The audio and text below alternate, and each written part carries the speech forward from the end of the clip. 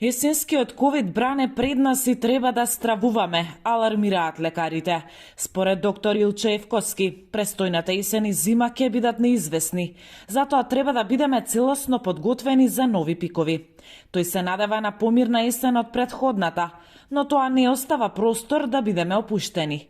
Според него, главен фактор за борба со делта сојот е високиот процент на вакцинирани, а Македонија тоа за жал го нема. За жал не соодветно се бориме и покрај ова сето ние се занимаваме и со непредвидливото човечко однесување, кое што е исто така многу важен фактор, како и факторите за животна средина, кои исто влијаат врз појавата на ковид.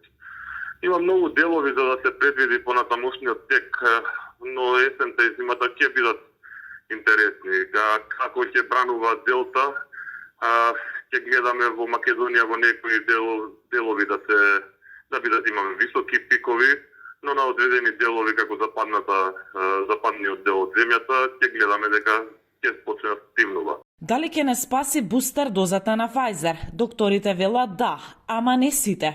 Тие имаат неколку забелешки за препораката на здравствените власти. Кој треба вистински да биде на приоритетната листа за да прими трета доза од вакцината? Според мене не беше ни правилна одлуката ни за првата ни за втората доза, како и за третава доза. Да, трета доза треба да постои и тоа науката го дава како препорака, но се дава за ранливите категории, за тие групи на граѓани. Оние кои што воопшто немаат примено би требало да ја примат првата доза, а не да мислиме за трета доза, како да го заштитиме тој дел од општеството. Би требало да се даде да се понуди на сите стари лица над 60 годишна возраст и би требало да се даде на сите над 12 годишна возраст кои што имаат коморбидитети. Инаку вчера здравствените власти најавија дека трета доза на вакцина ќе има за сите граѓани кои сакаат, а не како досега само за постари од 60 години, здравствени работници и пациенти со имунолошки болести. Експертите за ова се со поделени ставови.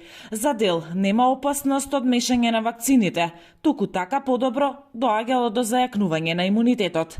За други пак не е уште научно докажано дали може да се мешаат вакцините од различни производители.